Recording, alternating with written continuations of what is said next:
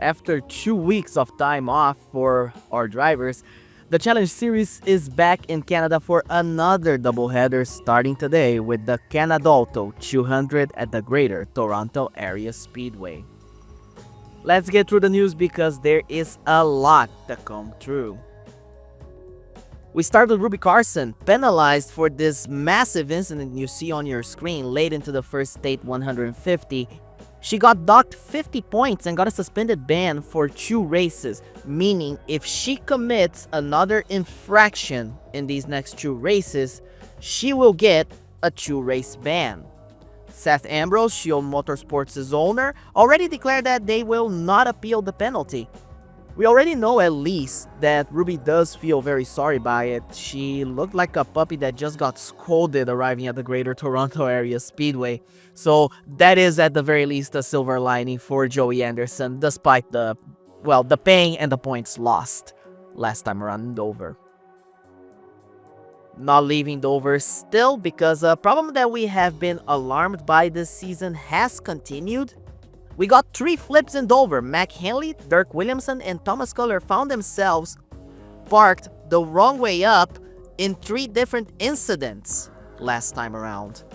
Officials are continuing their investigation, their inquest on why these cars have been so easy to flip. And Megan Marsh, our Deputy Director of Competition in the North American Auto Club, has alluded to a full report being out by the time we conclude the summer series. So at around a month from now. We've had 13 flips this season, the majority of which on tracks that we are not used to have flips on. A lot of them were in short tracks. We had one in Road America with that massive flip by Caitlin Richler. So getting this sorted soon would be best for all. However, one item of great news and something that did get sorted out is that we are 21 races into this championship, and during the first 10 races, we averaged around 8 cautions a race.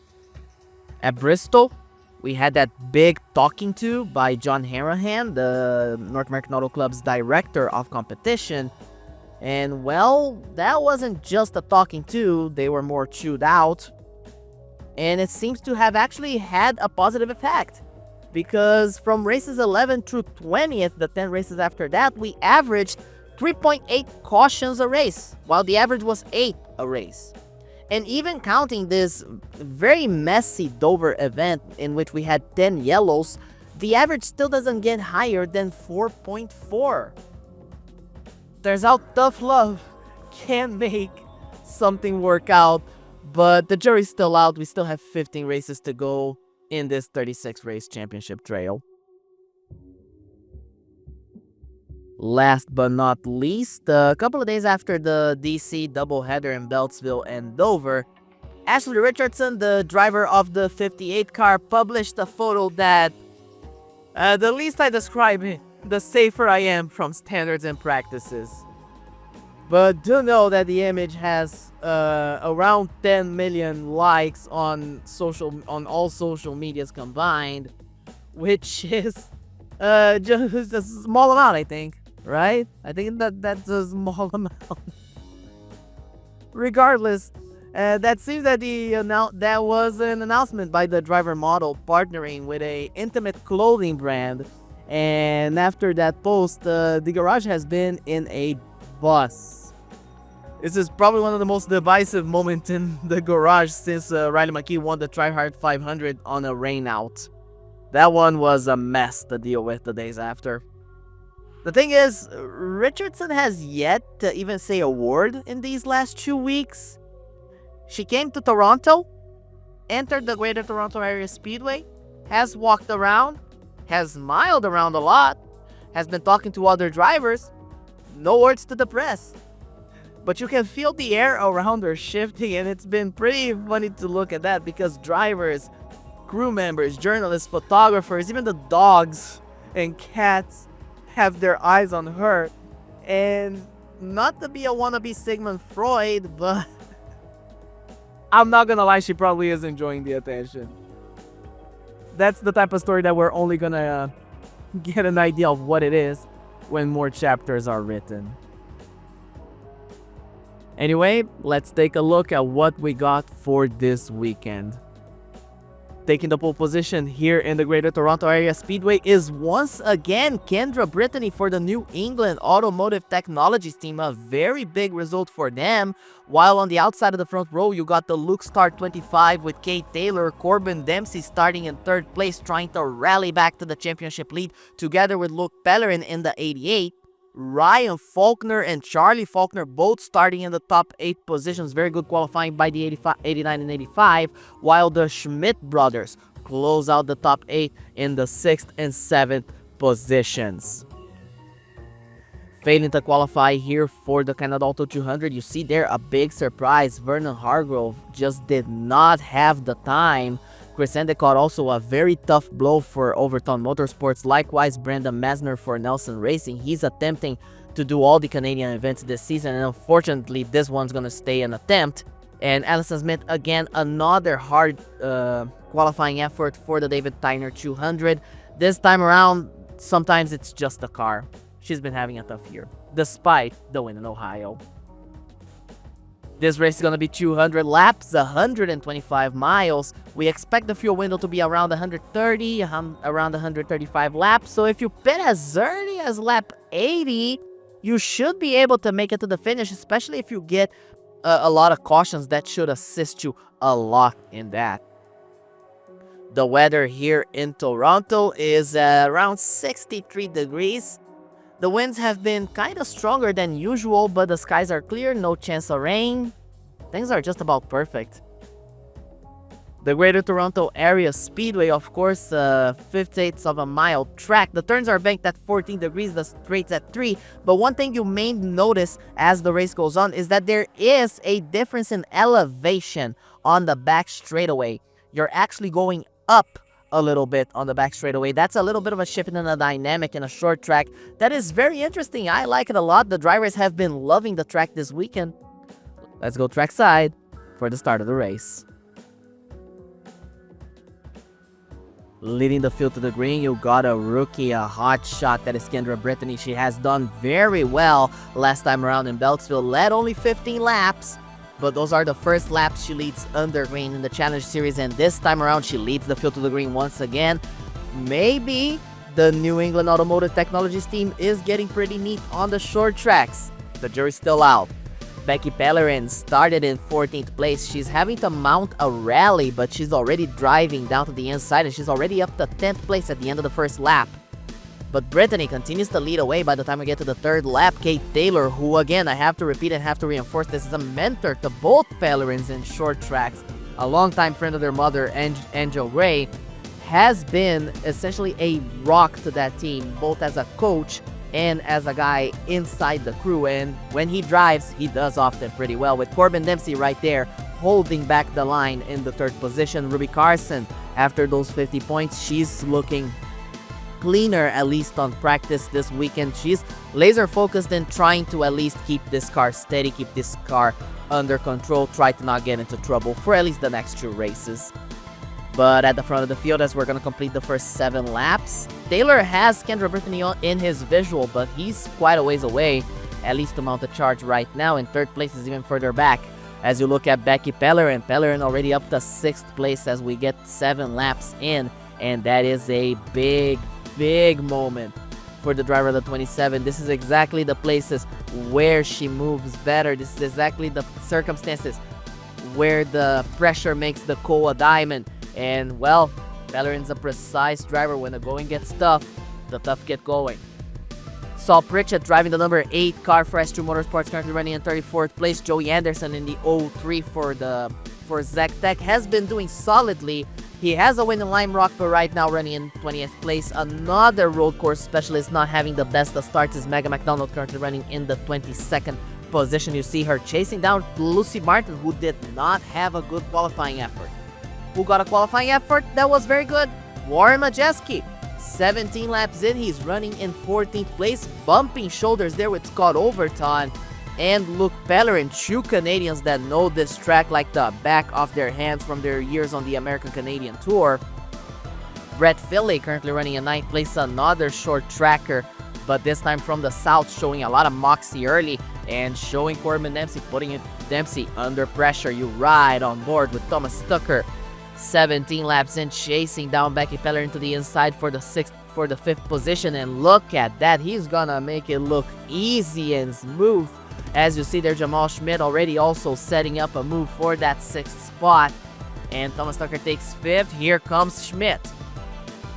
By the time we get to lap number 19 of 200, Kendra Britton now finds herself managing through the lap cars. You see there, Lynn Hodges, Creeper Stevenson, Craig McLean. So Zach Tech not having a good start of the weekend at all.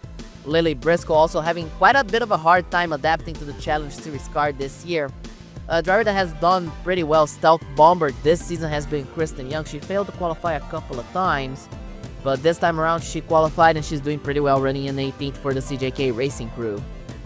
As you watch again, Creeper Stevenson, now he's holding back the 25K Taylor, and that is allowing the drivers that are behind him to start catching the situations, getting pretty interesting. As you see there, Mac Henley running in the 3rd position.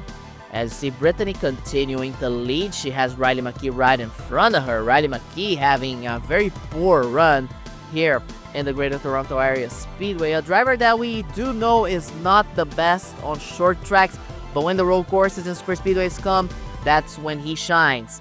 Currently running in 13th place, climbing ever so slowly, Ashley Richardson. Once again, we talked about it on the pre-race. She broke the racing internet with that post of hers. That again, standards and practices are on my shoulder right now. They're looking at me, and I'm scared, so I'm not gonna describe the image. Just know that it was red. And they had a lot of red. But, well, if the controversy creates cash, it also creates competitivity, because Ashley Richardson currently running in 12th place, having a very solid run, just picking the drivers one by one. Ahead of her, you see Ryan Faulkner and Scott Overton, and they are the ones that are holding her back from the top 10. You ride with the rear end camera of Ryan Faulkner in the 58. Look at how she approaches, stalking, growling like she has everything under a leash, and she's chasing. Thomas Tucker, Lee Schmidt, and Mac Henley battling for the 3rd position. Quite a close battle, doing everything they can to hang on as they round out turn number 4. Very close, tight battle as they start to catch Kate Taylor, who started getting stuck behind the lap cars. This is a lot of difficulty for Taylor. Taylor is not a driver that we are used to see having these types of hardships. But if it happens, if you are failing in managing the lap cars, everyone's very glad to make a move. Look at that 3 wide. Mac Henley, Thomas Tucker forcing a 3 wide, splitting Creeper Stevenson in between them, and Kate Taylor, they take the 2nd spot. Lucy Martin still having a very mediocre start, for lack of a better term. She's currently in 23rd place, chasing down Ethan Collins. And Ethan Collins is in 22nd, by the way. So New England Automotive Technologies is doing fairly well so far, actually. Her younger sister, Tammy Barton, right now about to fall a lap down to the 55 of Jamal Schmidt and the 43 of Lee Schmidt. The Schmidts have been doing very well. Very solid run for both of them. But not a very good run for the Rookie of the Year leader. Joey Anderson crashed out. She got a lot of, she got a cushion out of it. But right now, she's not getting anything. Scott Overton still running there on the outskirts of the top 10. Look better and falling down to 15th place. He's saving his stuff, he's saving his tires, and he's doing what he can. But the more he saves, the more Charlie Faulkner catches him. And problems for the number 9 from 3rd place. Thomas Tucker has issues on that car. He's going to be forced to go into the pits. Complete and utter engine breakdown on the 9, but they're gonna actually get this and take this opportunity to change tires and put some fuel in, try an alternate pit strategy. When he comes out, he's gonna come out 2 laps down, almost 3 laps down, but he's gonna come out with newer tires and a full tank of gas. 45 laps isn't much, but it's enough to make a difference. He can actually drive through the field. He's now 3 laps down. As Kendra Brittany catches her teammate Collins, and you can see how Collins is trying to fight with Ruby Carson, so he's not in a position to just concede the position to his teammate, as we are a quarter of the way in. We opened lap 51 now, and Brittany trying to make a move, not quite there, and Collins cannot concede. He's trying to force an opening on the 77. If he concedes that position, he loses the 77. He loses a way to keep climbing towards the top 20, so he cannot make a move. And Kendra Brittany needs to make a move, and she does not want to spin her teammate out of the way. That would be stupid. And this is creating a very problematic situation, because now Brittany is losing a lot of time to second place Mac Haley. You can see how Haley now only has the 69 of Peter Johnson, covering that gap between him and the 26. Jamal Schmidt still running in third. Very solid run again. And you see there, Hibiki Murata got lapped very recently.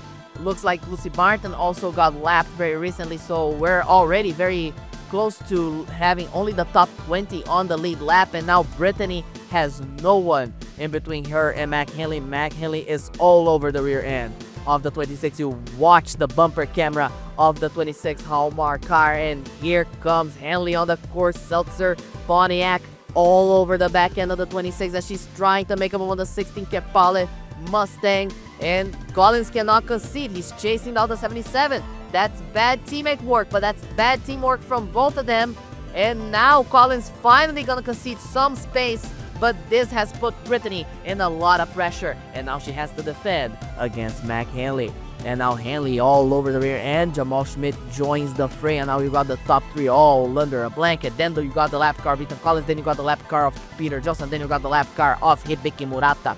As you follow Hanley looking at the inside as we open lap 58 at 200, he has a chance to make a move. You see there Boyd Abbott and Ruby Carson hanging on station, about to be lapped by them. And here comes Brittany. Brittany makes quick work of the 77. And you see fourth place, quite a ways away, having to deal with a lot of lap cars, is the 43 of Lee Schmidt, having to lap the 02 of Emily Povan, the 7 of Ronnie Samples, the 22 of Riley McKee.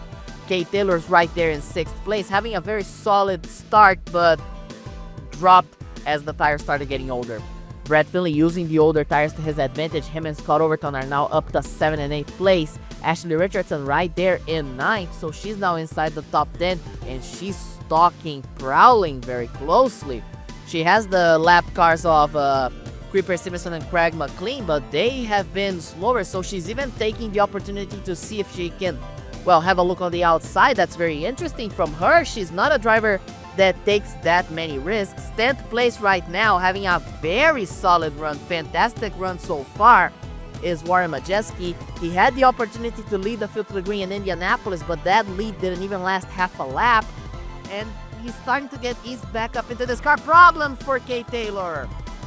Problems. A tire blew in the 25. He almost wiped out a car there, couldn't even see who it was. And the 25 now from 5th place is falling and falling to 2 laps down. He has to change tires now. And then Craig McLean also with a left rear tire blown out. The right rear on Kate Taylor, the left rear on Craig McLean. I wonder if they are doing more aggressive setups for this track, but doesn't seem to be the case, because everyone else being very cautious. Kate Taylor trying to gain positions back again. He dives in turn number 1 and spins around into the wall. He hits the fence after contact with Hibiki Murata. You're gonna ride alongside him. You're gonna ride shotgun in the 25. He's trying to make a move on the outside of the 52. All those newer tires tag the rear end, and that's all she wrote. A lot of damage on the side of the 25. That's our first caution of the race. Only 73 laps in, quite a while, actually. Becky Pellerin takes the chance, and she elects to go into the pits. Corbin Dempsey follows together with Caitlin Richler right there, and they seem to be the only drivers to pit the first lap around. Kendra Brittany, Ryan Faulkner, Luke Pellerin, Charlie Faulkner then, and Boyd Abbott then decide to pit on the second lap. A caution. They saw what Becky Pellerin was doing, which is an undercut. She pits right now, and she gets a couple more cautions. She doesn't have to pit anymore, and that's a risky strategy, especially by pitting on the second lap under caution. That will leave Mac Hanley and the Schmidt brothers in 1st through 3rd. Scott Overton's gonna jump all the way to 4th. 5th place is gonna be Brett Finley. 6th place is gonna be Ashley Richardson. We're back green on lap number 80, so if you pit it starting now, that's your fuel window. From lap 80 to lap 130, quite a wide pit stop window for fuel. Tires can be a different story, but if you know how to save, if you know how to control it, if you know how to deal with them, they're very temperamental, you can actually make something happen. But Finlay and Finlay and Scott Overton are battling for the 4th position, very close to each other. Hibiki Murata got a stop-and-go penalty, jumped the restart, and contact there between Charlie Faulkner and Boyd Abbott. What were they thinking? That could have ended in disaster.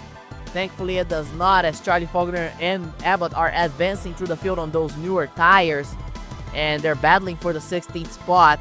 Ethan Collins, because he didn't pit, jumps all the way to 15th place, of course considering the lifeline rule, so he gained a lot of positions. Luke Pellerin now in 16th already sets up, and he passes for that position, but Abbott's gonna be soon after. Becky Pellerin still very quick, and because there were cars that pitted between her and the restart, that means she's now in 8th place. Ashley Richardson chasing down, trying to make something happen against the 15 of Brett Finlay, and they're just working very closely together. Pellerin chasing down the 58, and there goes Pellerin to the inside, and she is just gonna make it look easy. The defending champion showing how you do it here in Toronto. Brittany up to 6th place by the time we get to lap 86, with Overton chasing her down, but he has older tires. He just does not have the rhythm. Likewise, Ashley Richardson against Caitlin Richler. Becky Pellerin being chased down by the 26, so that battle is looming, while Jamal Schmidt and Mac Haley battle for the lead on lap number 87, being chased down by, look there, Becky Pellerin just passed Lee Schmidt for the 3rd spot, and she is scorching. Those new tires are making a lot of difference, as the 55 and the 18 have nothing right now. The 27's all over the bumper by the time we get to lap number 90. And you see there how the 27's all over the bumper, how the 55, again, a bit of an informal teammate to Luke Star Motorsports. Ernest Ruth Racing and Luke Star Motorsports have been very close to each other for decades now. Decades, I mean 10 years or so. For a long time, Luke Star was just a simple development team for Ernest Ruth before they went into the Challenge Series on their own.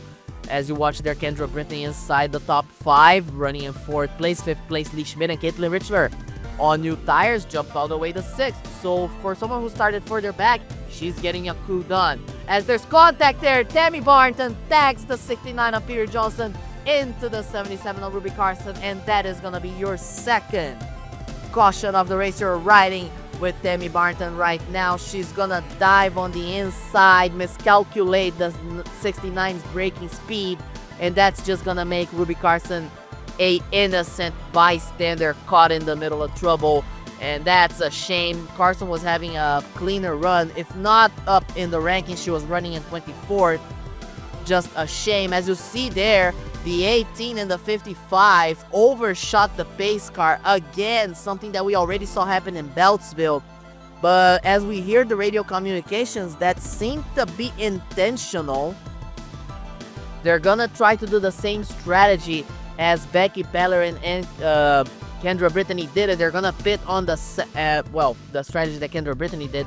They let Lee Schmidt pit first, and then they're gonna pit on the 2nd lap of the caution, because from what I understand on those radio communications and how the spotters were behaving, they would rather have Lee Schmidt punch the hole and they scoot by in. It's a strategy, it's an idea, but as they pit, and they're gonna be good for the end of the race, they're gonna have slightly newer tires than Rebecca Pellerin and Kendra Brittany and Caitlin Richler, who are now gonna be the top 2, the top 3. And the green flag is out on lap number 99, so we're very close to the halfway point of this race. And Becky Pellerin leads away, and she leads away strong. You see there, Kendra Brittany, Caitlin Richler running in 3rd place. 4th place, Corbin Dempsey. Luke Pellerin back inside the top 5. So saving his stuff and pitting when it was his mark was very good for his race. Henley now making on the inside of the 33, and it seems like that strategy might work because that hole was opened by the 43, and the 18 and 55 are making use of it, and they're now already advancing position by position. Warren Majeski's right ahead of them. He actually lost quite a bit of positions after pitting. I believe he pitted under that caution as well. With Ashley Richardson now down to 21st place. She pitted under the last caution as well, but she's gaining spots very slowly. She's been making very calculated, precise moves, and she's now inside the top 20. Tammy Barton, despite the fact that she caused the latest round of cautions, she pitted the first time around, which means she did not pit this time around, and she now finds herself in 13th place, advancing very slowly.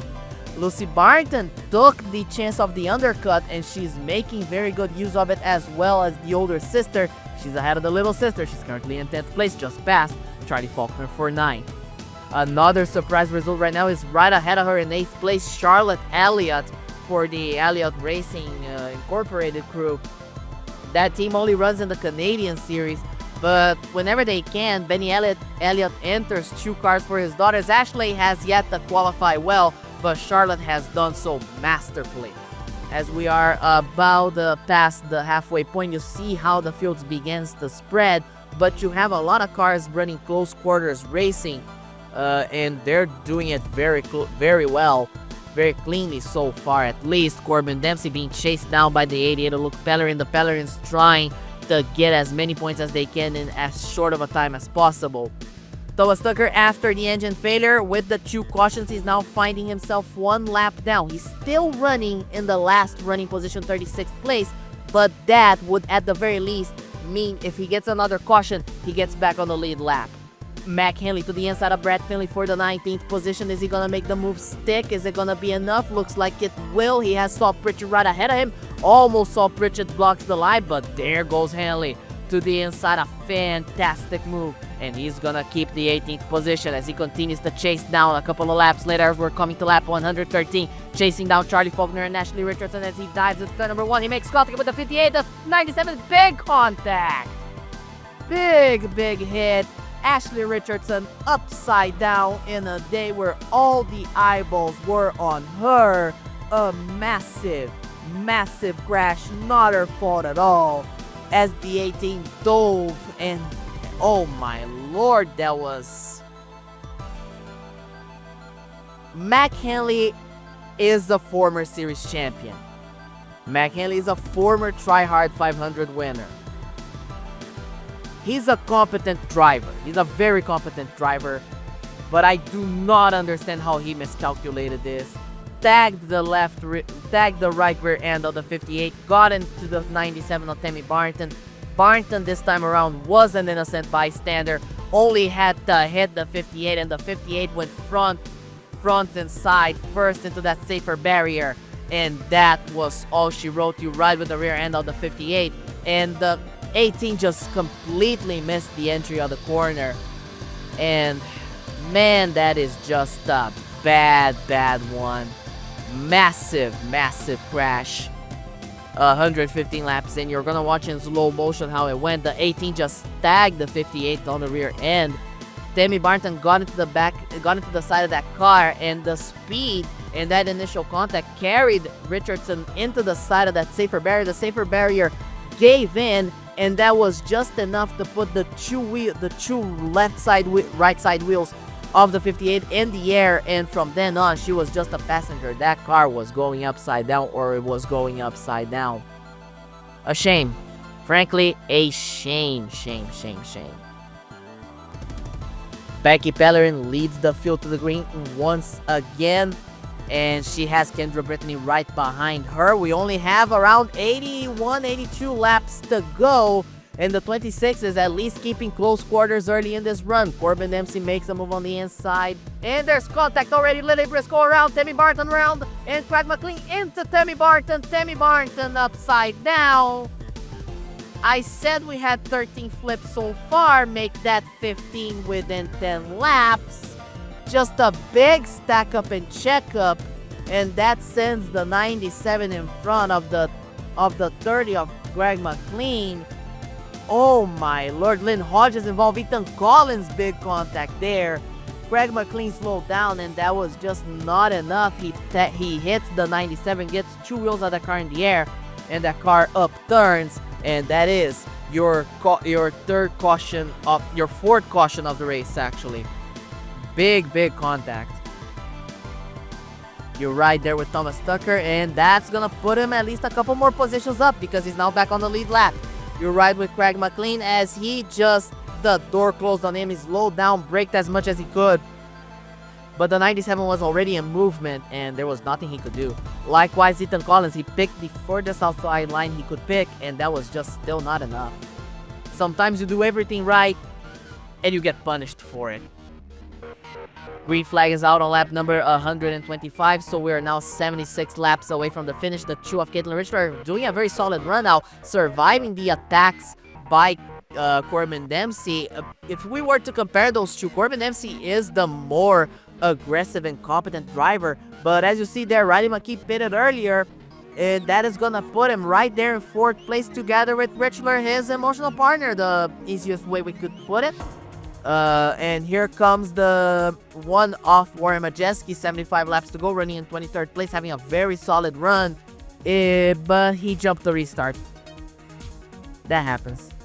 It's unfortunate, sometimes you just straight up jump the restart. He wasn't even the only one to do it because, as far as I know, the 23 of Lily Briscoe and the 25 of Kate Taylor look on the system, and you see there on the graphics, also jumped the restart.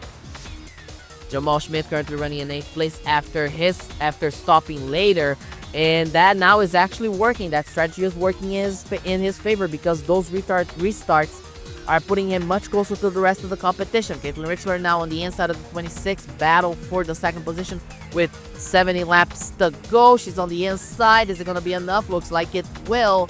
She has the nose ahead, and she has everything ahead by the time she gets to the exit of turn number 4. She leads away in the she leads the 26 away. She's now in 2nd. The 22 is just a little bit too far behind to play second fiddle, but he's closing in, and that's gonna help him a lot. If he stays in that short distance, he gets the benefit and use his tires just a little bit less, just play it a little bit safer. The Faulkners have used the cautions to their advantage as well. They find themselves now in 8th and 9th, chasing down Luke Pellerin. Pellerin having a very solid run. You gotta remember that they stopped, both stopped together with Kendra Brittany on that 2nd lap on the first caution. And that's working for them, for Rebecca Pellerin, for Corbin Dempsey, Caitlin Richler, Kendra Brittany. That actually worked because they straight up just cycled into the positions they were holding, and a couple of them actually cycled and gained positions by pitting later on.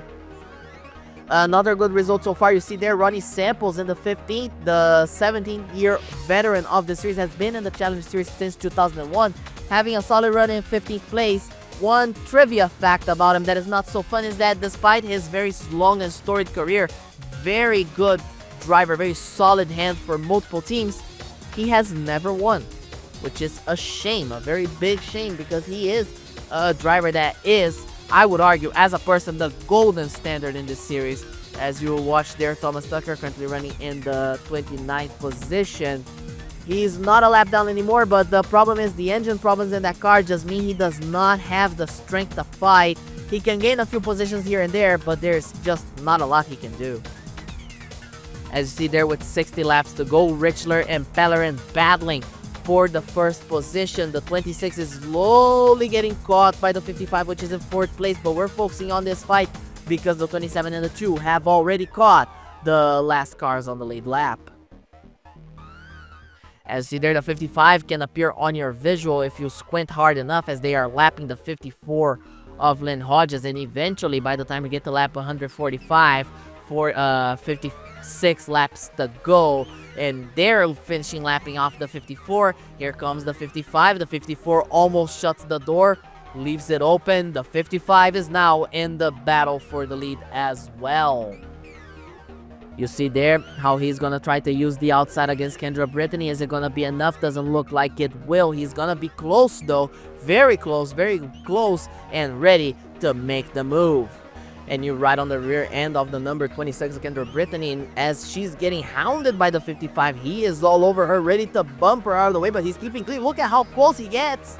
He gets very close, trying to unseat her, at least by the pressure. Looks like it's my working. She's getting a little bit wide on the corner entrance, but she holds steady. At least for now, she holds steady. She holds the third position. You see there as we enter lap 150 how the leaders have opened a large gap against Riley McKee, who's running in the 5th position. And you see how that gap continues to get bigger and bigger. The Faulkners continue to close out the top 10, having a very solid run. Mac Henley on new tires after that massive crash. He's still in the running. He's still in the running, which means that with the new tires and the modified, he's actually running in 14th place right now with 50 laps to go. Could actually end even higher if he's placing his card smart. As you see there, the 55 gives a bump out of the way. He just bumps Kendra Brittany out of the way. He says, I've been in this series for more years than you. I've been in this series for 5 years. Find your own place, kid. Oh, man. But another driver that has been in this series for quite a while is also Caitlin Richler. She's also been in this series for a bit. Her and Riley McKee joined the series pretty much together. They've been the HQS Racing lineup ever since they debuted, and they've been very good, mind you. Good for the occasional win every year, by the way. Joey Anderson running in 25th place. A worse result than he wanted. Ruby Carson surviving right there in 25th. And they're just having to bring the car home. Timmy Barton is out of the race. So for Joey Anderson, 24th is just about what he can get. Like, any result that he finishes ahead of Timmy Barton is already a good result for the Rookie Challenge. Provisional-wise, he put that team in safety. The 03 is pretty much guaranteed to qualify for every race. You see there Megan McDonald currently running in 17th place, chasing down Lucy Martin, who's just not having it today. And you see there Jamal Schmidt on the inside of Caitlin Richler for the 2nd position, and he goes easy peasy, 45 laps to go. And he's going to be in a position to make a move to run up on Rebecca Pellerin, and he's going to do it a couple of laps later. You see how the 55 is chasing the 27 down very closely, trying to make a move on the inside, tries to give her a bump. She just concedes the little space she has. She doesn't want to risk it. She's doing this for points. The win can wait, and she's gonna let him get the inside, but she has a very good exit on the corner. She's been a very natural short track racer, hanging on very solidly, and he's gonna have to fall in line right behind her. She got a very good exit on the corner.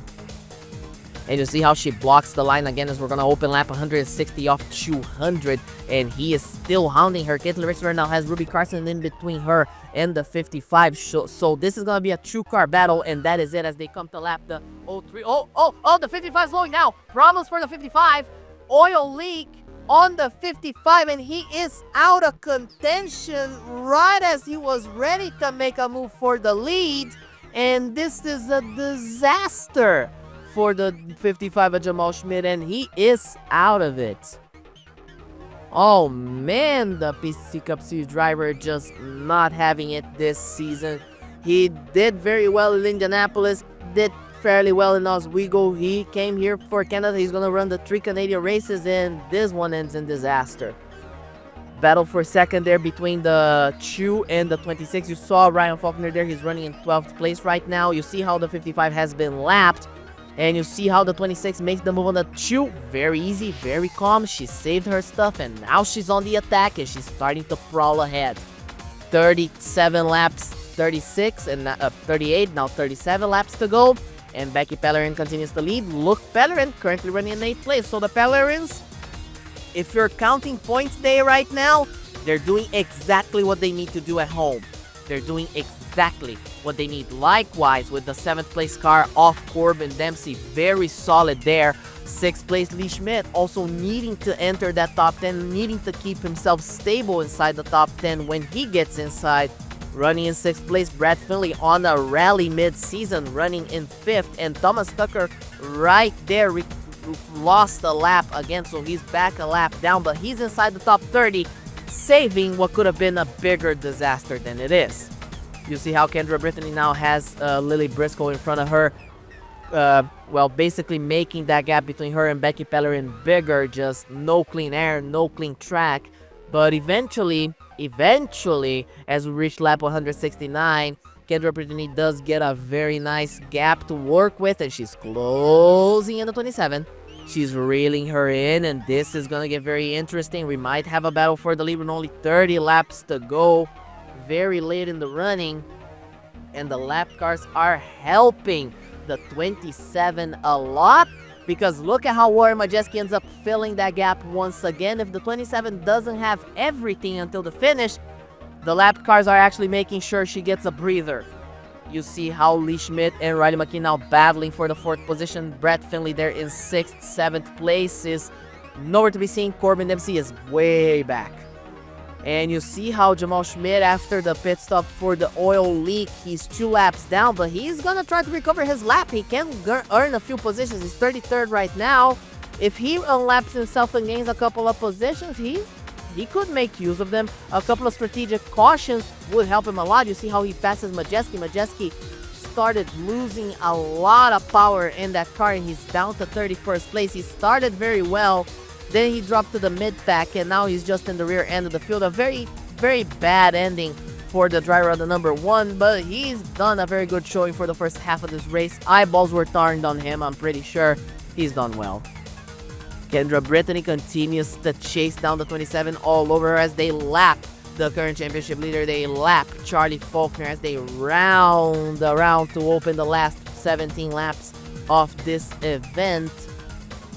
And this is important. Becky Pellerin needing to gain points, needing to gain a lot of points. She's 97 points behind Faulkner.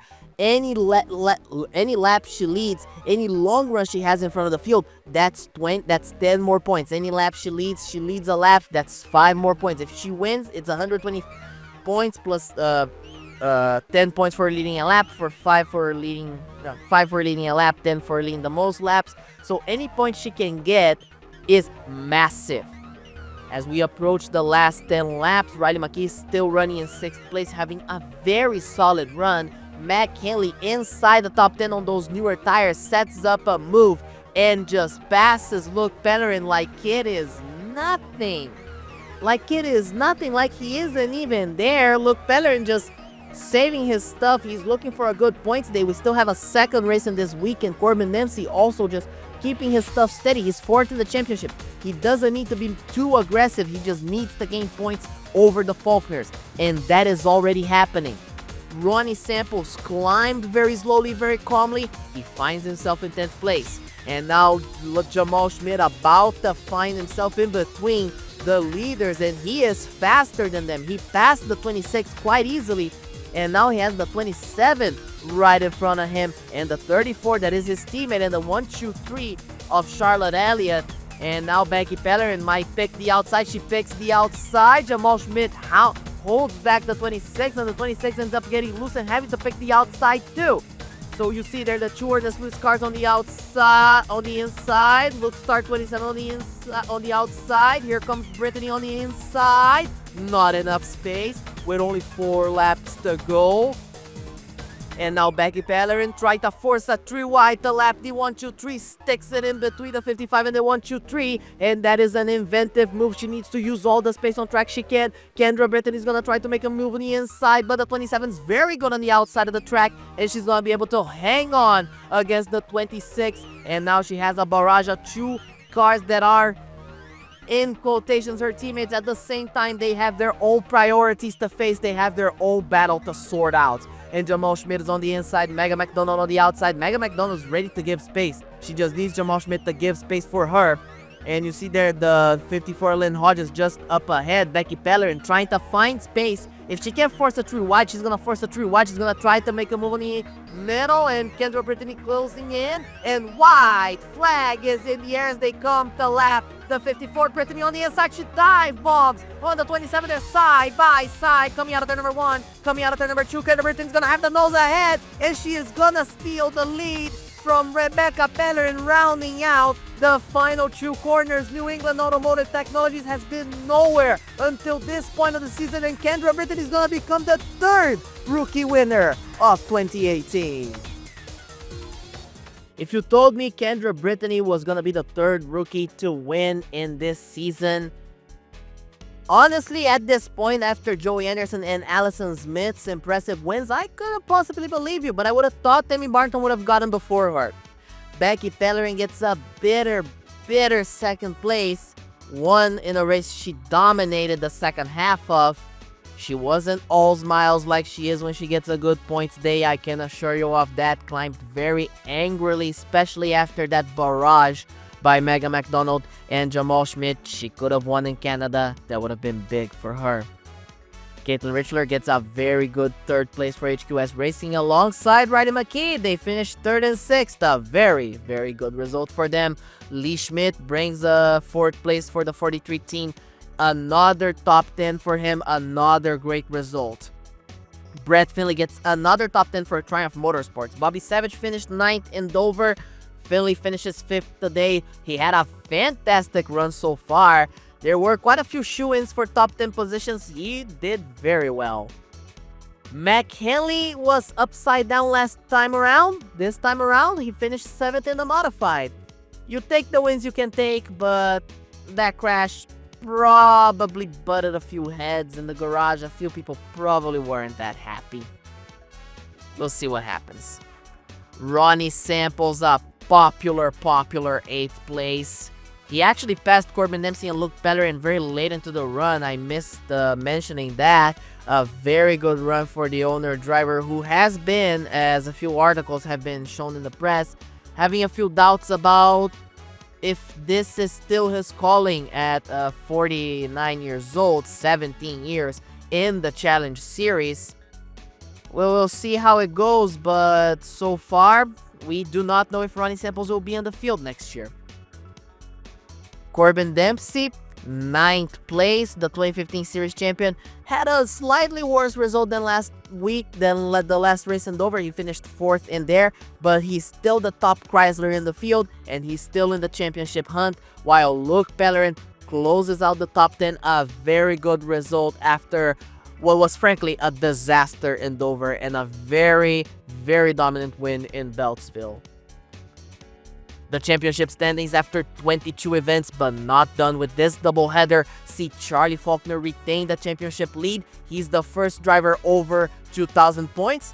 Becky Pellerin is the second driver over 2,000 points. She's only 29 points behind him. She's back in second place.